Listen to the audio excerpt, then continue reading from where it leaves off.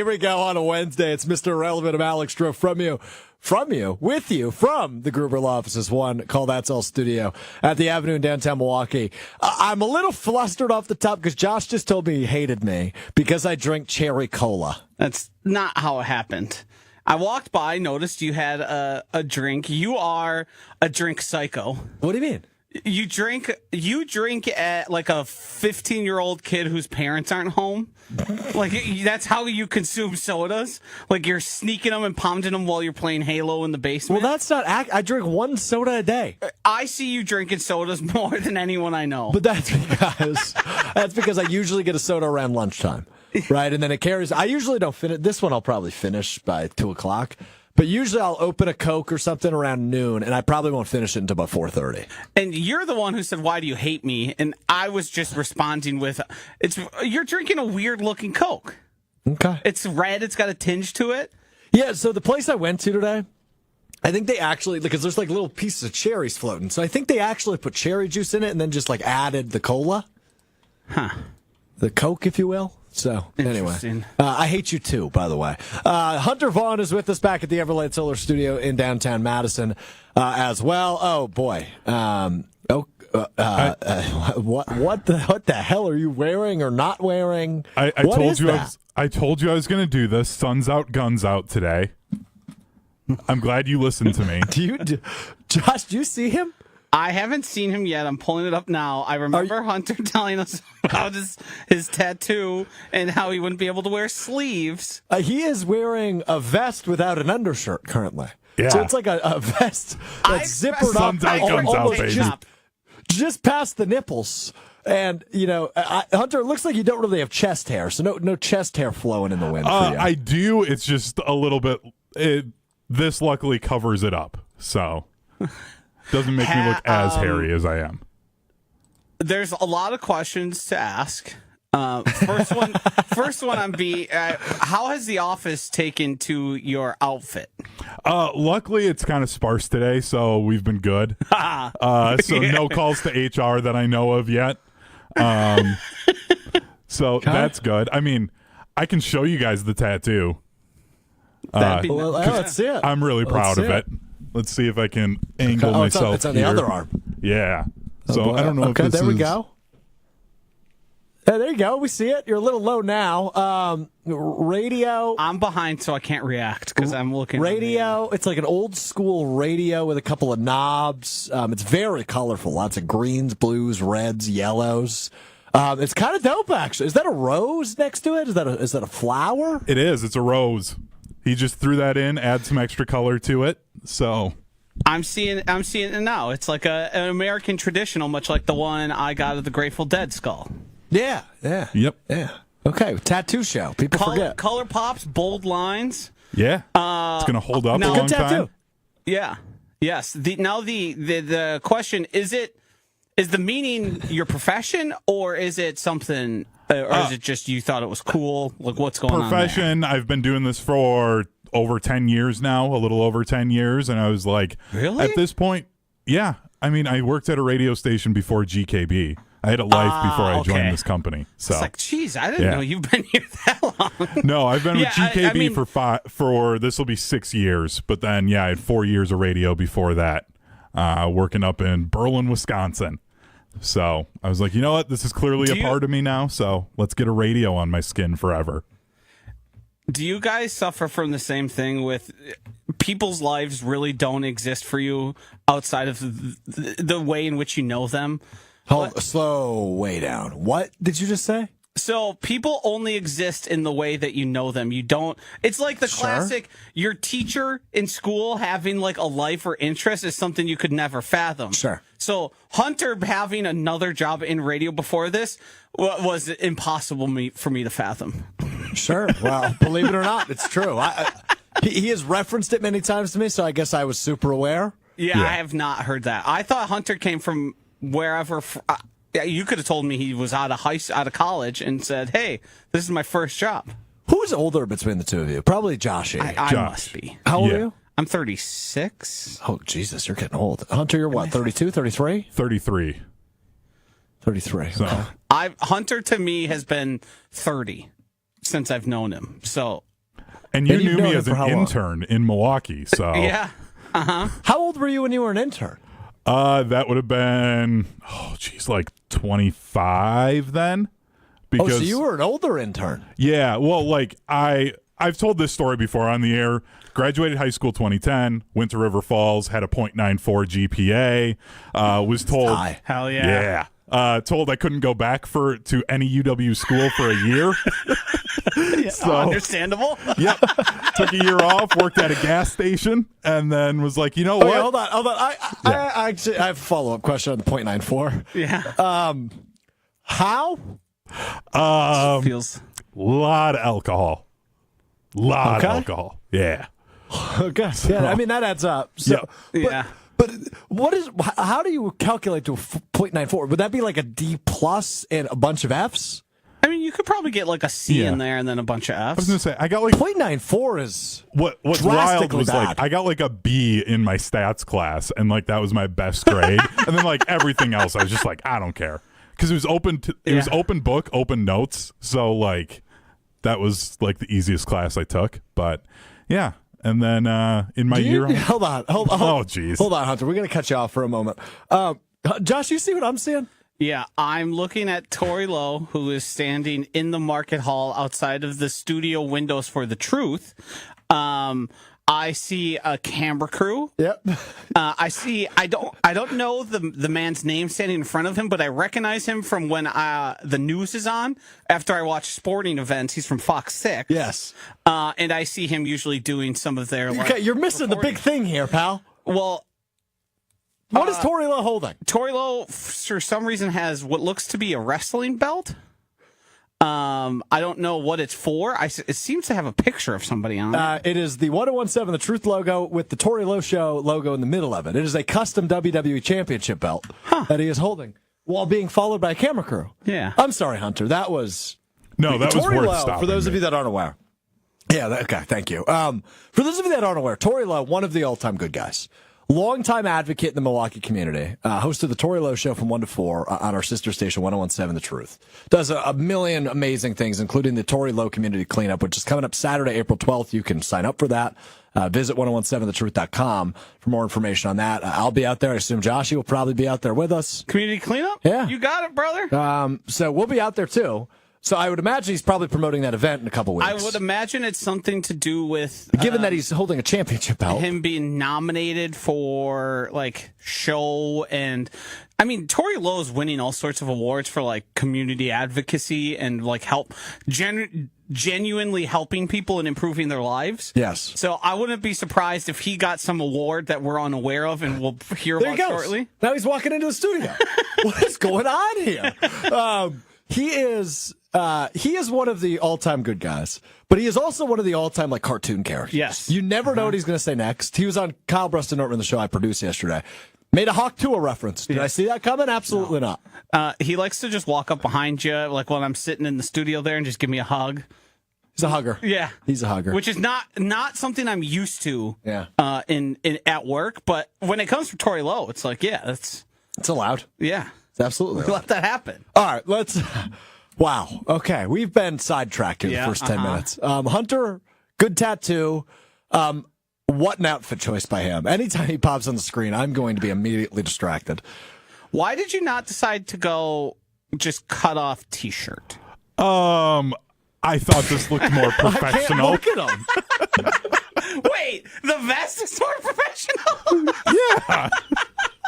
Of course it is. I've never seen a human being legitimately wear a vest with nothing underneath it. Yeah, It looks like he's about to go on a boat. for the audio listeners, it's not like it's a fleece vest, so something you typically would oftentimes wear long sleeves underneath. But it kind of looks like he's about to go ride a jet ski. Yeah. Yeah, I feel like I got a Yeah. life vest on. I am blown away. What the hell is happening right now? Now, is this something you should run by HR? Say, hey, is it acceptable for me to wear to go? Should I have? Yes. Did I? No.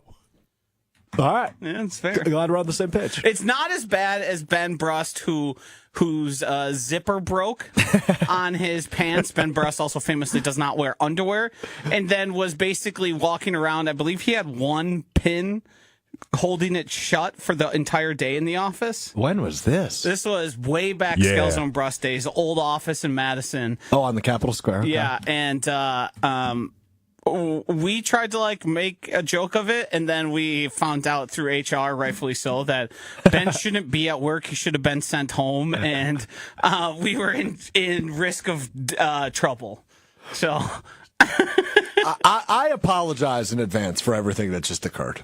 Actually, not in advance. No, I apologize after the fact. I'm not apologizing. Okay, let's get to work now. Let's get to the show, shall we? I'm working. I'm grinding. I don't know about you.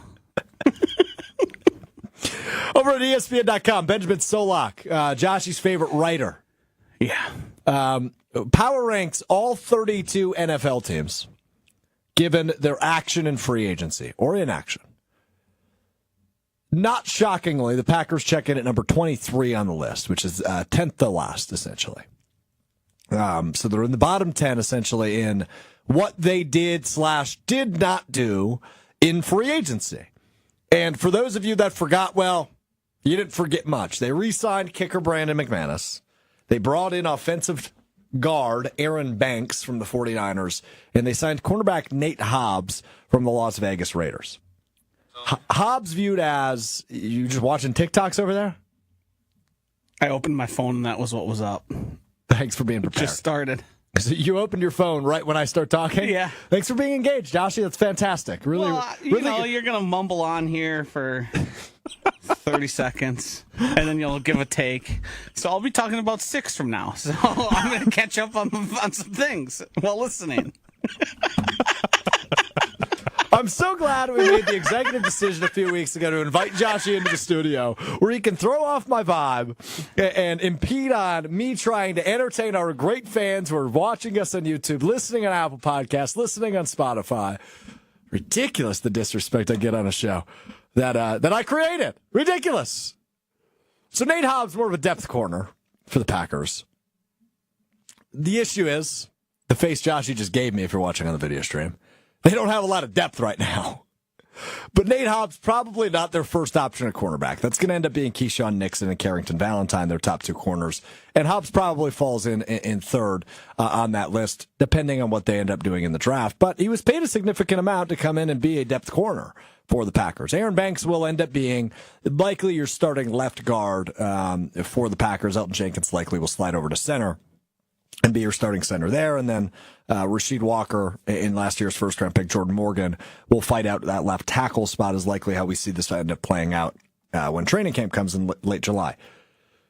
So those are really your big moves, right? Bringing back Isaiah McDuffie, linebacker, also a little bit of a move. But those are really only the 4 moves the Packers made this offseason in free agency, thus leading to a number 23 ranking for Benjamin Solak's list over on ESPN.com. And it's an interesting read because it kind of dives in to why they're ranked there, how they ranked there, and everything they essentially did this offseason. But the quote from that article that stuck out to me was, quote, if both become, this is in reference to Banks and Hobbs, if both become additive players for the Packers playoff push, nobody will care about a small overpay. But neither player is perfect, and there is substantial risk. That quote from Benjamin Solak on ESPN.com. So clearly, that indicates these signings, as it's viewed from a national perspective, are not home run swings. And for a fan base, such as us, Packers fans, that expected a home run swing this offseason, whether that be at edge and trading for a Trey Hendrickson or a Myles Garrett or a Max Crosby, or upgrading the wide receiver position by trading for a DK Metcalf or signing the reunion piece, Devontae Adams, none of those happened. It was a guard. It was a second at best or third cornerback. That was your offseason. So for a team that has been in the postseason 2 years in a row, as the 7th seed in the NFC, and having a general manager that preached urgency, this free agency doesn't really preach urgency. It preaches, okay, we'll fix a couple of our problems, right? Offensive line didn't really look good in that wild card loss to Philly, so we'll bring in a proven offensive guard. after we lose our center, and we'll mix some things around, and our offensive line will be short up a little bit. And we really don't have that many cornerbacks on the roster, depending on what this team does with Jair Alexander, so we'll bring in a corner who can play a little bit all over the field. Okay. Does that tell you this is a Super Bowl team all of a sudden? The answer's no. It doesn't tell you this is a Super Bowl team all of a sudden. And it's a concern I've brought up a few times over the course of the last few weeks, but are the Packers falling behind the pack? Right? You see all these teams making different moves this offseason, whether that be, the Buffalo Bills, who ranked number 1 in Solak's rankings, whether it be the Washington Commanders, who were in the top 5 of Solak's rankings. The Philadelphia Eagles lose some pieces, but bring some back. The 49ers making moves. Like the Vikings, the Lions, the Bears, oh my, all making moves in the NFC North. So it makes you go, what are the Packers waiting for? And I know we've had the conversation of, well, there wasn't a ton out there, which I agree with.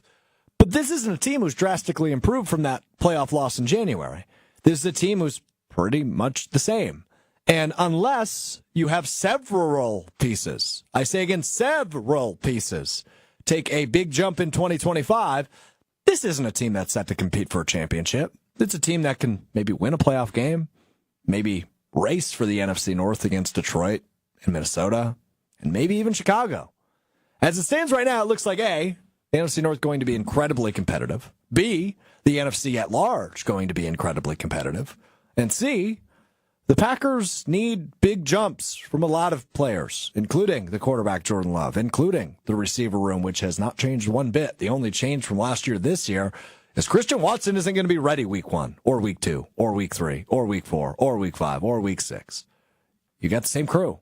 Not a lot's changed. Not a big improvement. In fact, no improvement in that room at all. I'm a little bit concerned about what this Packers team looks like come 2025. All right, the looks keep being had. The TikToks are being watched. I'm being ignored. Joshy, go ahead. I looked at you because did you forget about Mecole Hardman? Yeah, I did. There was change in the wide receiver room. Significant change? No, not at all. Closer to zero change, but there is a new name. You're right. A guy looking for a rental in Green Bay right now because he's a new resident. Yeah, who was it? It was either you or Hunter that texted me asking if I had any suggestions. Believe it or not, fellas, I've never rented a home in Green Bay. Not stunning.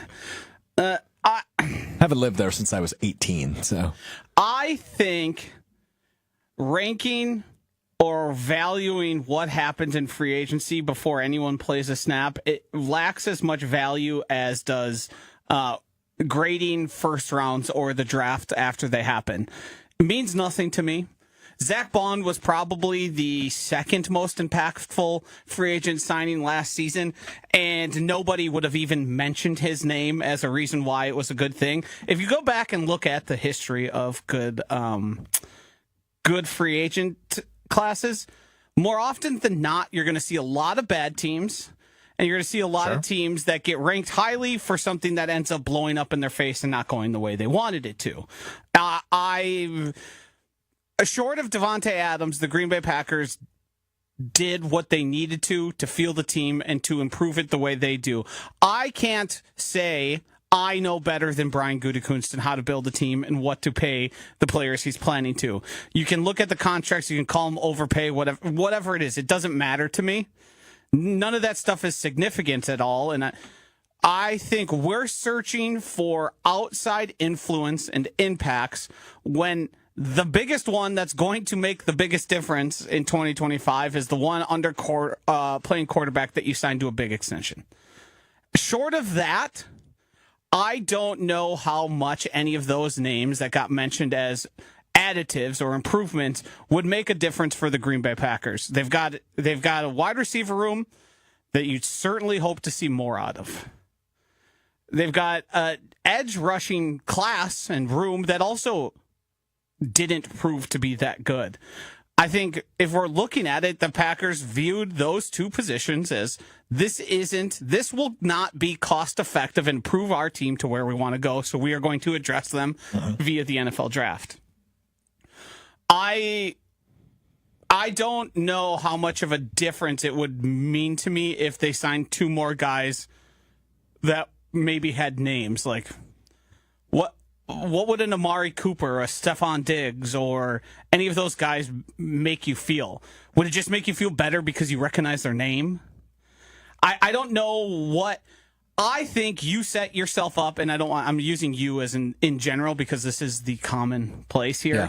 This is the common belief. I think. Oh, for once you're not taking a shot directly at me. Correct, that's good. Yeah, correct. That's good. This is applying to multiple. I think I'll include myself, set ourselves up for failure. Sure, and I don't disagree with that. However, we expected something to happen that probably didn't make sense from a team building standpoint. I understand that, Joshy. And again, I want to go back to something you said. Very brave of you to admit you do not know team building better than Brian Gutekunst. I'm going to give you credit on that. I bet I could nail more first-round picks, though. The other part is I think you're a better team builder than Aaron Rodgers. I think you got that going for you. Count it. Put it on the board. I'll say this, though, because when you bring up names like that, right, like the Amari Coopers, the Stephon Diggs, the Christian Kirks, right, whatever name you want to use that was a free agent veteran receiver, is the one thing they all had in common was veteran. Yes. And that is something that this team has desperately lacked now for years, even dating back to Aaron Rodgers' final year in Green Bay when Alan Lazard, I guess, was quasi the number one receiver that year. And I guess technically he was a veteran at the time because he was in his fourth or fifth year. But it is something that has lacked since then. It's something that we called out, and you and I would say before this was a popular thing talked about, I want to say it was November, December, where you and I were like, they need a veteran. They need somebody that's reliable. They need someone that's been there, done that. So even if it wasn't going to be Devontae, true number one, or the DK Metcalf, true number one. If it was never going to be the true number one proven commodity receiver, I would have at least liked to see a sexier veteran name than a McCole Hardman, who frankly ranks, number 4 at best on this Packers depth chart right now, following the three young guys that are healthy come week one, and Dobbs, Wicks, and Reed. And I mean, maybe even Bo Melton's ahead of him in terms of the depth chart right now. Bo Melton and him are going to be battling for a roster spot. Correct. It's going to be either or. Now may the best man win. The one thing for Hardman, I think, where he has the advantage is he is a punt returner, yes, and he has been a kick returner. And it seems like Keyshawn Nixon, A, is going to get out of returning kicks, and B, Jaden Reed shouldn't be returning punts. He's not that good at it. Yeah, he hasn't been. No, he really hasn't been. He's had some bad plays back there. Mm-hmm. He had an injury back there at one point, and he's going to enter the season as your. If we did the depth chart thing, and we're going to do the same conversation, which I hate, that we did a year ago, who's the Packers' number one receiver? Well, they don't really have one. Is that better? Right? We're going to do that again. And if we have to choose right now, this day, March 26, 2025, who's the Packers receiver number one receiver as it stands right now? The answer is Jaden Reed. So you don't want him returning punts. Which I find fascinating because I think it was Justice Mosqueda at Acme Packing did a breakdown of Jaden Reed. He's closer to a gadget player than he is like a number one wide receiver in terms of his usage and the way he almost never plays in two wide receiver sets. He almost exclusively plays out of the slot. Like Jaden Reed, this might be crazy to sound based off of like production and what we've seen. Uh-oh. But in terms of being a wide receiver one, it seems like Jaden Reed has further to go than like a Dontavian Wicks. I actually think you're right. I think the skill set and what he would have to learn to take that is different. Like I think Jaden Reed right now and in the past 2 years is a better wide receiver and more productive, but he has to sort of like reinvent himself in a way that I think might be difficult for him to become like a true wide receiver one, a guy we're talking about as a top 15 talent at the wide receiver position. Yeah, skill set is the word, right? I mean, Jaden Reed is 5'11". It's not like the most daunting stature for a very receiver. Similar to Deebo Samuel in size and stature, and honestly, the way they both win on the field and are productive on the field. Yeah, Wicks about 6'1", but also great off the line of scrimmage, good release, good route runner. The issue for both of those guys we're talking about last year, especially catching the damn ball, was hands. Yeah, both of those guys top 10 in the league in drops. The Packers obviously ranked number 1 in the league as a team. I've seen them doing their training, which I'm glad they're doing it together. Romeo Dobbs is even there taking part. I don't know why there's not videos of them just standing in front of jugs machines and running and just thump, thump, just balls flying at their face. That would be your training regimen if you were advising them. Yes. Yeah. Yes. Just more. It's probably not the worst idea, actually. Like, right, just have them catch 200 balls a day each. And maybe they're doing that. I mean, they could be. There's no way to It's say. not as good for the IG likes, I'll tell you that much. More so as you run in like a complicated route that you'd never actually run in an NFL game. Yeah, I got to be honest. I never expected Josh DiMaggio to hit me with the sentence, probably not great for the IG likes. Do you even have an Instagram? No. Okay. No. Didn't think you did. All right, Hunter, go ahead. No, I was just going to, on top of what Josh said, like, you got to do the Ben Simmons in the offseason thing. Oh, okay, everyone says I can't shoot threes. Only going to post videos of me shooting threes in an empty gym.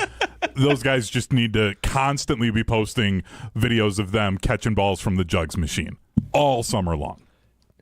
You know what's crazy? Ben Simmons still in the league. Yeah. Oh, yeah. Plays for the Clippers. Doug McDermott, by the way, also still in the league. Dougie Buckets. Creighton played last weekend, obviously. Nick Buckets. Sorry. And his father is still the head coach. Greg, I believe his name is Greg McDermott, Yes. still the head coach at Creighton.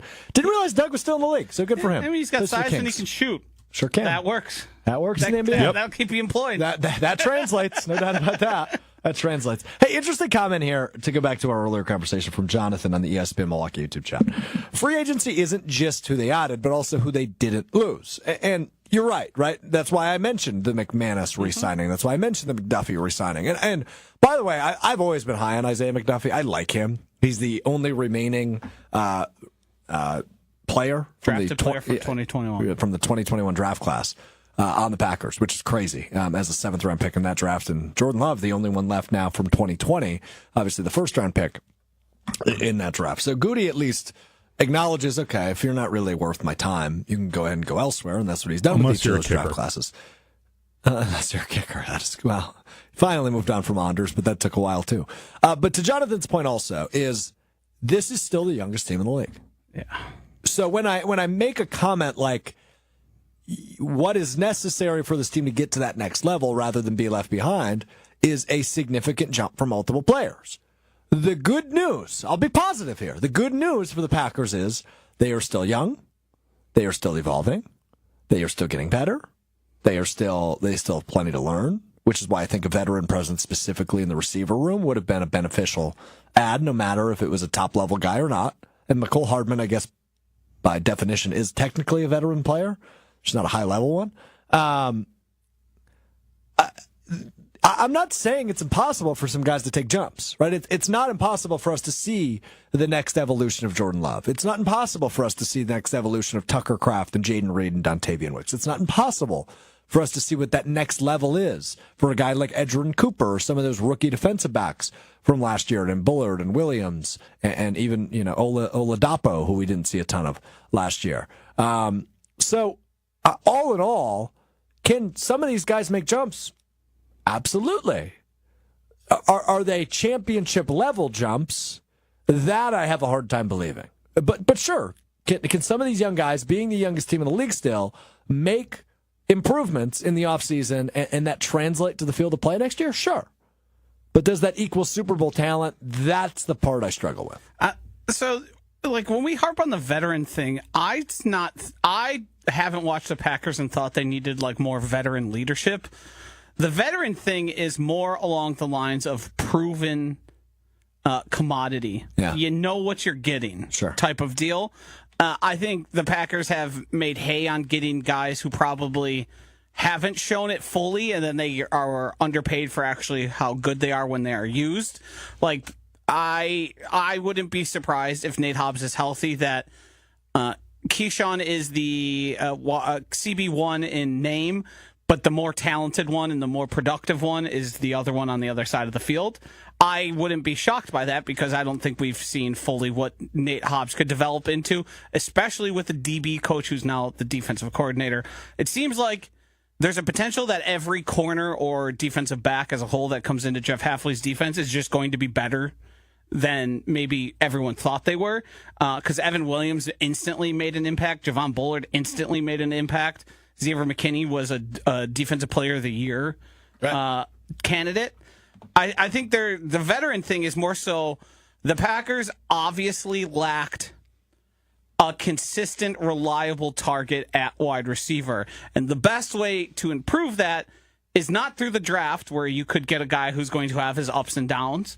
It is getting a Devonta Adams or somebody who played in the league for a long time, and you know what you're going to get day in and day out, where that's just not the case really with any of the Packers wide receiver, be it Jaden Reed or Jontavian Wicks.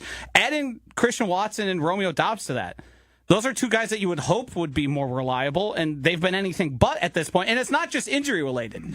It's like, what can you do out there? Are you somebody that Jordan Love can turn to and say, you're going to be where I need you to be, and you're going to make the catch? You're going to be my dude. And I don't think anyone's done that. You can make a case for Tucker Kraft, and I think we're going to end up talking ourselves into Tucker Kraft as the, hey, there's a case here. It's Mahomes and Gronk, Brady and Gronk, Mahomes and Kelsey. This can work. Whoever and Kittle, right? Yeah. Purdy and Kittle. What a funny. Purdy and Romo Kittle and Witten, right? Garoppolo and Kittle, I think. Talking about Witten, Jason Witten was the bane of my existence his final few years in the league. Why? Because he caught the ball. He was barely ever open, but caught it every time, and he'd get 4 yards at a time, and it was the worst football in the world to watch. Real quick timeout. Did you just go, speaking of Witten, and reference something from 7 years ago? Yeah. Okay, just making sure we're on the same page. He mentioned Romo and Witten. Yeah. Okay. Come on, And great it's QB and the tight least- end combo. It was the least aesthetically pleasing form of football I've ever watched. So Aaron Banks has missed games every year of his career. Uh-huh. Nate Hobbs has missed games every year of his career. These are both guys who are coming off their rookie deal and now have signed their second contract with the Packers in the offseason, who have dealt with injuries every year. Not bad injuries, nothing that it was season-ending for either of those guys, but have missed a couple of games each year, at least, right? For Hobbs, I think he missed a total of 7 games a couple of years back. For Banks, he missed 3 games this past year, 4 games this past year, 3 different injuries. 4 different injuries. He missed week 1 of this year with a finger, a thigh in week 11, concussion in 13 and 14, and a knee injury in week 17. I mean, these are guys that hopefully are more durable in Green Bay, but for the amount of money he signed him for, which was each of them handsomely paid, not the most durable, which is always a good sign. So we will see how those pan out. I'm not doubting the signings. I think ultimately they're going to be fine or good signings, but they are not as sexy, to use a word that is banned in one word, which we'll play in just a bit, as maybe we had hoped they would be. So we will see. We will continue the Packers conversation Friday. I think Go ahead, last lot. We suffer a lot from fantasy football brain, just as a football consuming community. It's names we recognize and guys that help us on our fantasy teams. If you're not building that way, people don't view you as that important. And I don't think that's the right way to build a team. Some teams build their teams like that and are pretty good. It seems like they add all the good players and are good. It feels like for the most case, though, teams that build like that end up with an embarrassment. Yeah. To a point, I think. I mean, yes. Even just adding Devontae Adams still leaves the Packers with major holes. And Agreed. I think it would be a salve of sorts, but I think it would also make us forget about the other things that struggled. And to me, nothing's going to matter as much as Jordan Love, and it's going to keep going back to that. Jordan Love wasn't good enough. Jordan Love was also injured, but Jordan Love wasn't nearly good enough throughout the most important parts of every single game. And that, I don't care if he's throwing to T. Higgins and Jamar Chase, it wouldn't matter that much. Either he's great or he's not. Yeah. And you saw less of it this past year than you did the year prior. Yes. And obviously, I mean, it's an excuse, but we can give it to him, right? He dealt with injuries quite a bit last year. Yeah. Hopefully he can stay healthy, right? He dealt with the knee right off the gates. I'm not saying I don't think he can become that. No, I'm not either. I'm not either. I'm not ready to sell the farm on it. I just think had the season finished on a great Jordan Love game and the defense let us down, I think we'd feel different. Yeah, I would agree with that. If Jordan Love lit it up, had 400 yards passing and a couple touchdowns to go with it, I don't think we would be so desperate about a wide receiver one. Yeah, tend to agree. All right, let's go to this because this was kind of the big news yesterday. Buck star Damian Lillard diagnosed with deep vein thrombosis. also known as a blood clot in his right calf.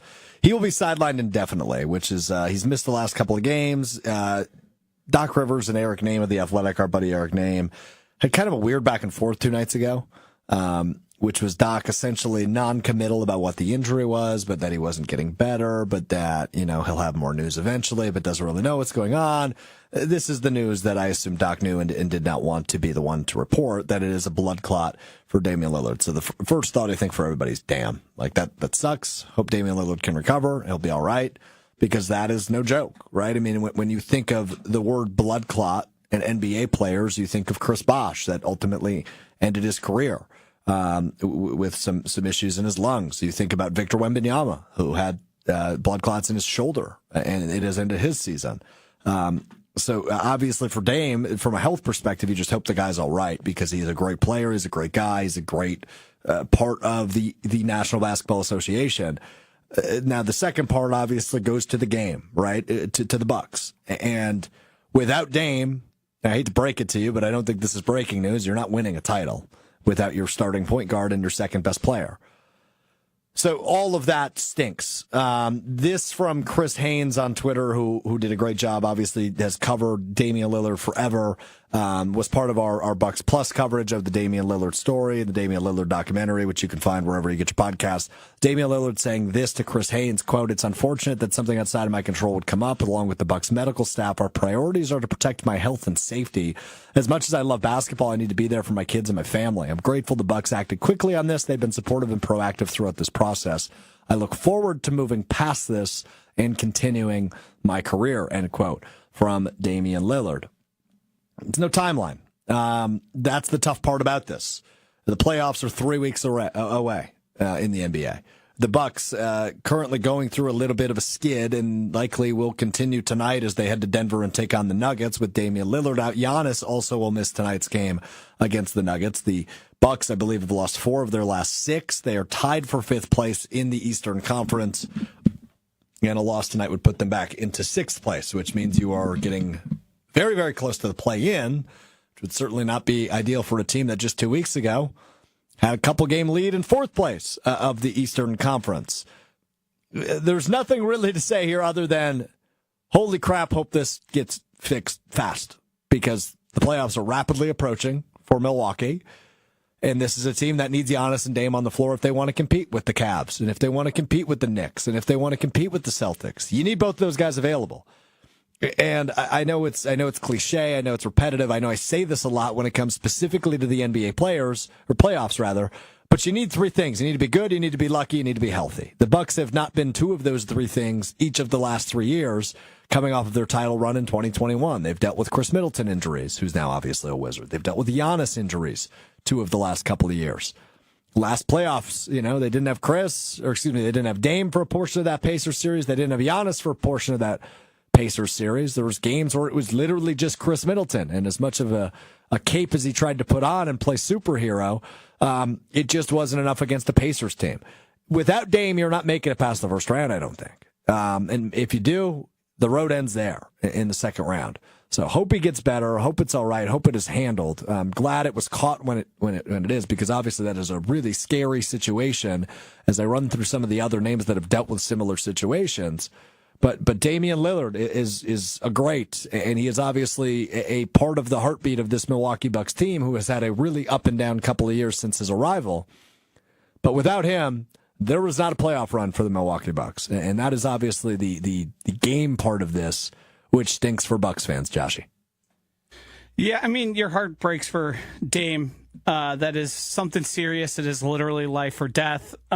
You feel for him in that moment, and you feel for what his teammates must think, and just the letdown of what they were hoping was another chance at a title run. It feels like this iteration of the Bucks were never meant to get there. It feels like something pops up every season that is a big roadblock put in front of them that is nearly impossible to surpass. As you said, no Dame, no title. That's just what we need to get accustomed to there. It feels like there was an impediment put in front of the post-championship Bucks every single year that had nothing really to do with what was happening on the court. It had a lot to do with injuries and just sort of not meant to be type of situation. And that is discouraging. I think no Dame really leaves you at a loss, and leaves you at a loss for trying to figure out what the hell your future is. Totally. It leaves so many question marks where I think every option has to be thought of and considered as what might happen to this version of the Milwaukee Bucks. I think you have to table again and talk about, well, is Giannis's future still in Milwaukee after this? What do they do with Dame? Does Dame ever get to play again? Yeah. You have to consider every option, and I'm sure they are over at Fiserv Forum, considering what possibly to do from here, because even if you try and move on from Dame, there's an inherent risk at getting sort of any clear diagnosis. I remember Chris Bosh was like searching basically anybody possible who would give him the clearance to play. Yeah, I remember that. Now his was different because his were multiple and it was like a repeat, but there's no saying, we have no idea what's going to happen especially with the stages of it. It's not like this is an ACL. Yes. Right? Where, okay, surgery, 9 to 12 month timetable. Correct. And hopefully he's back. And that's what's so scary about the Wemby thing. It made you think, whoa, what could this mean? And Dame obviously has played a lot more of his career. I've seen a lot, but his days also just in terms of his effectiveness in the NBA, they're getting thinner and thinner. And now it's a wasted season. This window you thought you kicked back open with Damian Lillard feels shut. It feels like, is it going to work next year now? Like, maybe you try and run it back, but does that make sense? Does that benefit the Bucks? Does that keep building for the future? Or is it like a one and done, you get one last chance at it and it's blow it up and start all over?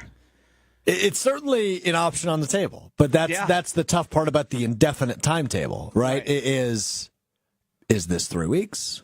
Is this 6 weeks? Is this 3 months? Is this 6 months? Is it never again? Yeah.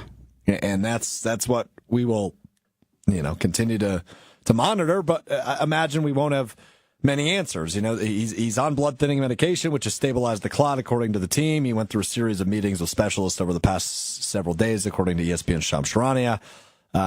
He's been on thinners for a period of time now. Like, that's all the information we have. So yeah, and to my understanding is those things you kind of have to run for a while before you can really do anything of activity because of the risk.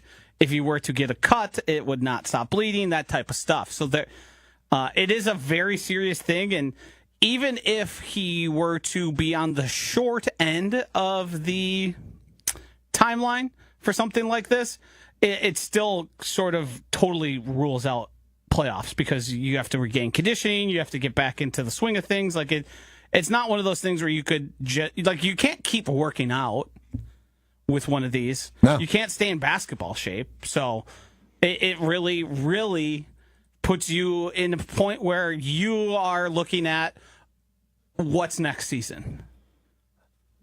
And what does that look like for the Bucks? Woof. Fun stuff, Joshy. Mm-hmm. Yeah. Well, hope the best for Dame and hope the best for the Bucks, but certainly not great news coming out last night from ESPN Shams Charania and other sources. All right, we do this each and every Wednesday. Hunter's got a list of topics. We will respond with one word. I don't know. We've been mixing it up a little bit. Sometimes Joshy's been throwing some at me. Sometimes Joshy's been playing. I'm not exactly sure where this one's headed, but we will kick it over to Hunter in the Everlight Solar Studio in downtown Madison, and we will take it from there. It is time to play a little One Word Wednesday. Joshy can join in on these. We're going to start in the NBA with the Milwaukee Bucks. The power rankings, the Bucks fall from number 11 to number 13 this week. Correct. I mean, look, the slide they've been on the last week has not been pretty. As I mentioned earlier, I imagine that slide continues tonight in Denver with no Giannis, with no Dame, obviously, for the foreseeable future. That will probably be the highest they land on this power rankings the rest of the season. I was going to say generous. Russell Wilson, Tommy DeVito, and Jameis Winston are the New York Giants QB room for next year. Electric. I mean, it is an absolute electric factory. I wish they could have. I imagine they will not have Hard Knocks, given that they did the offseason one last year. But can you imagine the conversations the three of these people are having? I mean, that is the most electric trio you could conjure up. They're not going to have much. Yeah, that's probably true. My word is resume, because everybody involved with the New York Giants should be freshening theirs up and getting ready to send it to other teams in the NFL or in college football. ESPN.com writers picked the Cubs to win the division over the Brewers. Go ahead, Joshy. I got a word. Haters. It's one of them. Wrong. My word is Salvatore. Did you see that man swinging the bat in spring training? You see him all jacked up?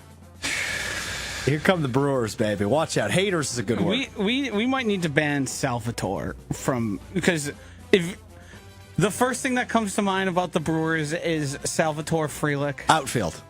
That outfield is stacked. Youth. Jackson. He's part of that outfield. Freddie. You. Yo-ho. Yo-ho.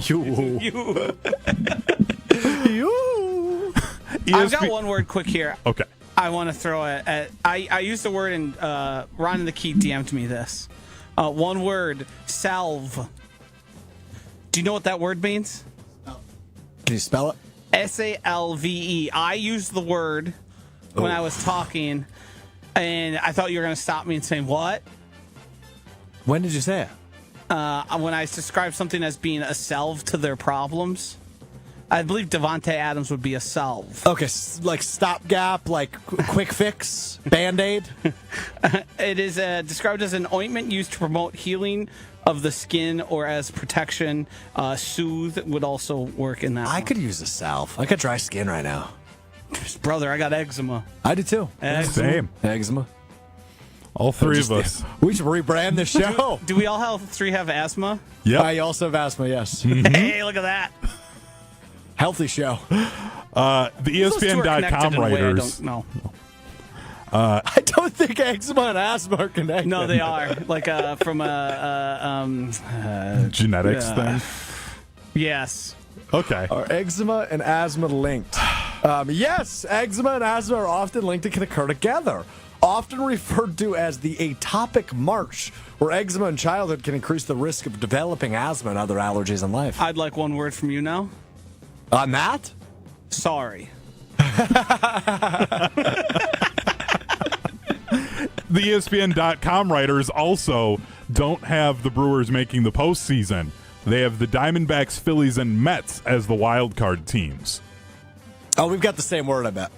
1, 2, 3. Idiots. I was going to say bozos. Okay, we're close. Yeah. Yeah, close enough. Mike Tannenbaum has the Packers picking Siobhan Revel Jr., the cornerback from East Carolina. Right? Yeah. I've seen that a lot. Sure. I've got two words, but they're not related. One is fine. I'd be okay with it. Two would be unlikely. I don't see them drafting a corner in the first round. Oh, I do. I think it's super possible. I think it's less likely than wide receiver. You know, something to keep an eye on this time of year, real quick, Hunter, before we get back to one word, is the top 30 visits. And that doesn't always necessarily correlate to who they're going to draft. They didn't have one with Jordan Morgan last year. No, but they're the majority of their. Well, I shouldn't say majority. About half of their draftees will be people they bring in. Correct. They've been doing that a lot. These top 30 visits, right? Later round guys. I haven't looked at last year's yet, but I would imagine there's quite a few on there. But something I'll also keep an eye on is the position groups they're looking at, right? Because that kind of gives you a tell of they view that as a position of need. They've only done 3 of their 30 so far, still 27 to go. 2 of them are edge rushers, 1 of them is an offensive tackle. So there has trenches. been updates. There's been more tackles. Okay, and great. Isaiah Bond, the wide receiver. Oh. Interesting. I didn't see that one. That's You interesting. know what name I didn't say in there? Cornerback. That's a good point. Good point. ESPN.com tiered the losing teams from March Madness on a pain index. They had Marquette as not mad, just disappointed. I just can't look at Hunter in that vest. I can't take him seriously. Is gun show 1 or 2 words? Oh, man. Not mad, just disappointed. No. The word is no. They were 17. Like, you should be mad. Now, I understand you didn't have championship expectations, but you should at least expect a win in the first round. I would say no. You should be mad. I think it's fair. Fair. Okay. I don't think Marquette fans' expectations were that high. You'd like to win a round of 64 game, but I don't think anyone had them really making it past the round of 32. So at that point, it's kind of like one or done or not. Like, what does it matter? Because the team overall disappointed me. Running into a lawnmower in Michigan State in the second round. You're right, but anyway. They had the Badgers as you had one shot, one opportunity, and that was also higher on the pain index. Is that an Eminem reference? Yes. Yes. If you had one shot, one opportunity to seize everything you ever wanted, one moment would you capture to let it slip? I despise Eminem. Cheesy. Accurate. I think that felt like a really good chance to sort of change the narrative on Greg Gard, on the Badgers a little bit. It's certainly disappointing. I don't know if we felt mad about it, but John Tonjes don't happen all the time. And that feels like a squandered opportunity. I hear you. With a special player who had a special season. I hear you. But look, I mean, BYU shot the heck out of the basketball. And look, yes, I agree with you in terms of the Greg Gard narrative. I think it should be changed regardless, given how he adapted this year and reinvented himself and the offense and the way he does things by attacking the portal. That should be enough to win people over, but I hear you. You're probably right about that. In their description of the Badgers, they also called Wisconsin the Fighting Tonjays this season. Cool. I think that's selling John Blackwell short. The Fighting Johns. Oh. Did they call it the Tonjays? No, it was the Tonjays, but they should have called it the Fighting Johns. Yes. Or the Johnnies. I think Blackwell was extremely impressive, and I think most teams in the country would be happy to have a guy like him on their team. It sounds, every indication says he'll be back. Yes. Which is fantastic. I'm excited to see how he continues to develop and evolve for Wisconsin. But the Fighting Johns would have been better, I agree. Yeah. This one from Joseph S. I saw this one in the YouTube chat. He wants your guys' thoughts on the Badgers' new women's basketball coach coming from Missouri. Underwhelming is the word. Why? Yeah, why would it be another word? I get you want to bring in somebody that's had, I don't even want to say success, that knows how to build a program. She's been a coach in NCAA for 35 years. I get it. It just didn't seem, and I thought Jim Polzin wrote a great article in the Wisconsin State Journal. You're shaking your head. Did you read this as well? I was going to mention the same article. Yeah, I mean, it was a really good article, and it was fairly critical of Chris McIntosh's process. It just didn't seem like the swing that they needed to rejuvenate the program. I mean, Wisconsin basketball, women's basketball, has been bad my entire life. They've always been bad. And, you know, I know Jason Wilde, our buddy from Wilde and Tausch, and obviously you've heard him a million times on this show. He wanted to make the case for Brad Fisher, who's the head coach at UW Oshkosh. Now, D3 to D1 is quite a jump and an adjustment, but it would be at least an in-state move that is exciting, and that's not what you get with this hire. Yeah, I could at least understand a swing by going with a D3 coach. This was just felt weird. One last one. I'm working on a food take that I'm going to run past the two of you here. I think I like where this is headed. Yeah. Workshopping. Any baked good that involves fruit is both a great dessert and an excellent breakfast item. You can't eat apple pie for breakfast, Hunter. Sure you can. And that's a great breakfast. I don't know. Great. I don't know about great. Yeah. Delicious. I don't think it's very good for you. Right? Don't they say breakfast is the most important meal of the day? I believe that's a lie. And that would be a great way to set up my day. Apple pie, that'd be awesome. Let's be honest. Would you, per capita, be happier per day? Per capita? Yeah. Would you, on a day-by-day basis, be happier if every day started with apple pie? Yes. Oh, you might be onto something there. Now, the long-term effects of that might lead you down a worse road because 365 days of apple pie I don't think is really sustainable. But I would tell you this much. If I had apple pie for breakfast today, I'd be in an even better mood than I am. Instead, I had a piece of toast. My word here is finished. We are finished with this game. I thought we did good. I thought this was one of our better ones. Yep. Mm-hmm. Yeah, we'll see about that. Thank you. You're welcome for my service, by the way. Great job. Incredible. All right, that does it for One Word Wednesday. Nice job, Hunter. That was an interesting one. All right, let's do this. Opening day tomorrow, by the way, for the Milwaukee Brewers. They take on the New York Yankees. That game will be broadcast on ESPN nationally, and Joe Buck will call his first baseball game in 4 years, which is, number one, exciting because he's terrific at baseball. He will be joined in the booth by Rock. Bill Schrader will join him on the national call, as well as a Yankees guy. I don't have his name in front of me, but the Yankees color guy on TV. I agree, irrelevant in this case. We'll also be on the call. It'll be a 3-man booth. But really cool thing ESPN is doing, and good to see Joe Buck back, obviously. Joe Buck brings a big game feel, and to have him on Brewers Yankees for opening day tomorrow, really exciting. Couple of takeaways from spring training, which I got to be honest, I think I paid more attention to spring training than I ever have. Oh, great. No, he's a spring training guy. I didn't say that. College hoops guy, NBA guy, spring training guy. Yeah, you just got to pick your lane. Disease. Yeah. I didn't say I was a spring training guy. You're all over the highway. Yeah. I said you're just spray and pray. Hope you have takes. Like, hopefully people will listen to me when I become the 80th guy this year. Like, seriously, man. It's okay if you don't know a lot about a sport. No one's going to crucify you for that. You could just be a football guy and it's okay. You want to be a college hoops guy? Fine, take 2. You get 2+, way too many. Yeah. It gets excessive. You're guy drunk.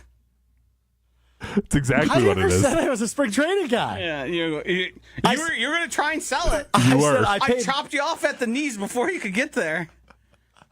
All I said, and I quote, I paid attention more to spring training than I ever have. Yep. Which means more than not at all. And then you're going to speak as an authority. You're going to follow it up, and we're going to have to. I mean, whenever the Brewers come up, you say Salvatore. That's as much as we get out of you. Well, you want to know who I was about to bring up? No, are you going to bring up the interesting things about Salvatore Frelick? I was going to bring up the fact he added 15 pounds of muscle. I talked to our buddy Dominic Cotronio. What has that translated into? I'm about to get there. Talked to our buddy Dom Cotronio yesterday. Brewers Radio Network. Brewers Extra Innings. Brewers Warm Up. You approached Dom Cotronio, great teammate of ours here, and said, "You got to tell me more about Salvatore Frelick." That's exactly what I said. You're so annoying. You're the worst. Annoying. So I sat down and ate lunch yesterday, and Dom happened to be sitting at the table next to me. I said, "Hey, Dom, welcome back. You look tan. I was Arizona. He was down there for like a month." Jealous. Also jealous. I could use some warmth. My eczema might be cured. I said, so I got to know. And I said, Dom, I'm a huge Sal Frelick guy. No, he doesn't know that. He does know that because I've asked him about him before. And I go, is the hype real? He goes, all right, so he's about my height. He's probably about 5'7", 5'8". He looks huge. I go, hell yeah, he does. 390 average in 15 games of spring training. 2 home runs in 15 games of spring training and 10 RBI. Now, again, it's spring training. Take it with a grain of salt. But a 390 average ain't too shabby in 15 games for Sal Frelick. How about Jackson Chourio? A 469 average in 17 games in spring training. Only 1 home run, but 8 RBI as well. 9 doubles, 6 stolen bases for Jackson Chourio.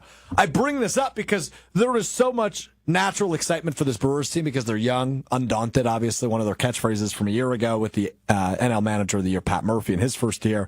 This is a team that just doesn't know any better. They know winning. They know expectations. And Hunter brought up the expectations. This is not a team that is supposed to win the NL Central, yada, yada, yada, all that BS. This is a team that's going to compete. They're going to be back in the mix. They've added some arms. Josh, you mentioned Yuhu Yoho, who will likely be on the opening day roster. I haven't seen the finality of that yet. I don't know if I used the word finality correctly. Yeah, that was a swing and a miss. I thought I saw somebody indicate that some of the moves they had made pointed signs to him being on the roster. Good. I don't know if it was like an official announcement, but they said with the amount of guys left, it would make sense for him to make it. The Sal Frelick stuff that I think is interesting, it is super inside baseball, but in terms of just getting jacked, it's 14 batted balls tracked by StatCast this spring. Average exit velocity of those balls was 91.8 miles per hour, and one was the hardest tracked ball he's ever hit. He's also added onto that a higher line drive factor that comes from Jack Stern on Twitter. His problem was he smacked the ball into the ground, didn't get the ball in the air. As we all know, you need to be hitting home runs, you need to be hitting the ball into the gaps. If he can be more than a slightly average player, if he can become above average, that'd be great for the Brewers. Totally agree. Everything hinges on Jackson Chourio. Does he become full-fledged superstar? Yes. And does Christian Yelich maintain a level of health that keeps him at the top of the Brewers order and being one of the more effective, despite not as good as he once was, one of the more effective hitters in baseball? He's going to be probably more DH than he is outfielder this year, I would guess. It would make a lot of sense.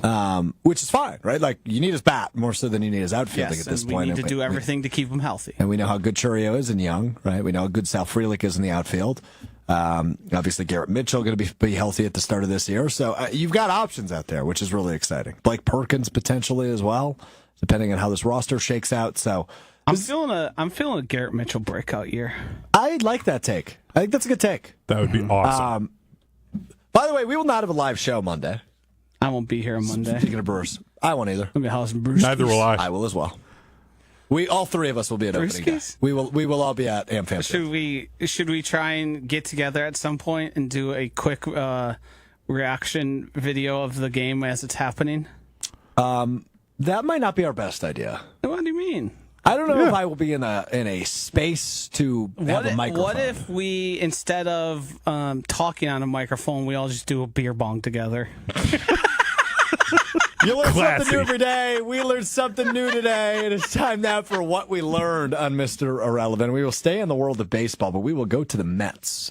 David Stearns, obviously the former president of baseball operations in Milwaukee, now the GM out in New York. The Mets announcing they will have a 5-borough mascot race at games this season at Citi Field. Brooklyn will be represented by the Pizza Slice. Manhattan will be represented by the Skyscraper. For Staten Island, there will be a ferry.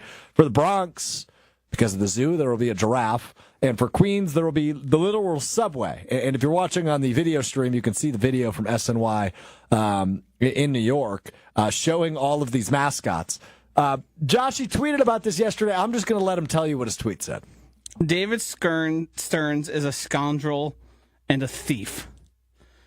You leave Milwaukee, that's fine. I didn't even begrudge it. It makes sense. There's a lot of money floating around in New York. It's been your dream to be there. You are a New York guy. You got everything you wanted. You took over the Mets, and now you have one of the more likely to win a World Series rosters in all of baseball. You had to go and steal the one super Milwaukee thing. Yep. And you had to do it in a way that sucks. Those mascots suck. The way they stand. Look how dumb they look. It's so dumb. It is, at least the pierogies and the presidents, those are kind of funny. They are an homage. This is just a blatant ripoff and trying to make your own thing. Do something else. Do anything else.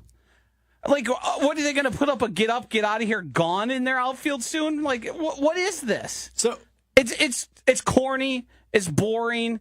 It's not going to work. It's not going to have the same effect. it's not going to have the juice, for sure, right? You're going to have a statue. You're going to have a skyscraper running? A giraffe? What is that? The giraffe should win every race. It's the only thing that actually runs. It's forced, too. Oh, it's super forced. It's so forced.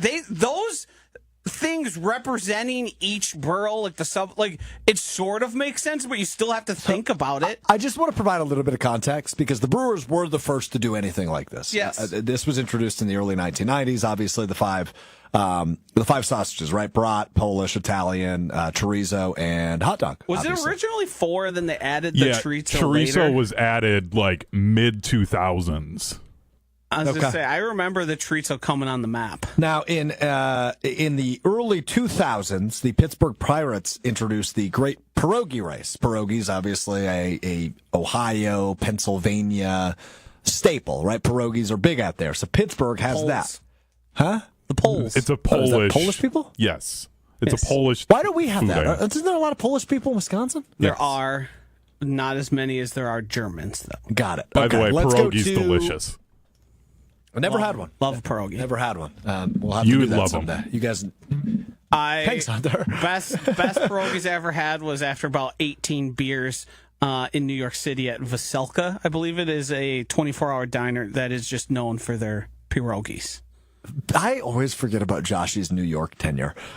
So Washington, D.C., the Nationals, obviously, do the president's race, right? So Washington, Jefferson, Lincoln, and Roosevelt.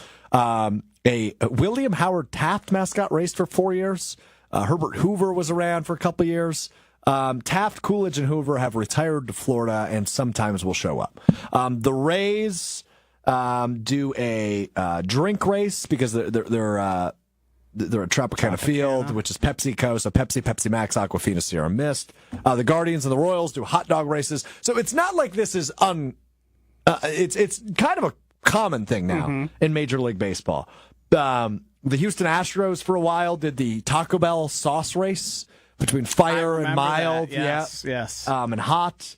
So it's not abnormal, but this is a legitimate ripoff. What are you staring at? What's wrong? There's somebody with signs that you would like picket signs. Oh. And I was wondering if they were going to be utilizing them, but they seem to just be holding them. Okay, I didn't know if there was. I didn't know if we were getting protested here. I was gonna give you live updates. Do you think our program would be protested? Yeah, for you having such bad takes. I was going to say, you sure it's not me being... I have a legitimate question. Legitimate question before we wrap up the show. Hunter, is Josh funny? Or does he Yes. just take layups? No, he's funny. His layups are perfectly timed, which is what makes them funny. Okay, You sure. take layups Well, and you like stare at the camera and you like let it build. Josh just goes. That's the difference. Hard to the hole, baby. dramatic layups for me. All right, that will do it for us today. We're back with you Friday beginning at 12:30. Reminder, we're not going to do a live show Monday. We'll have something in the podcast feed, Apple Podcast, Spotify for Monday and opening day. Why did you just show me an expo marker? I was trying to get it to fling at you across the room. It didn't work. Bye.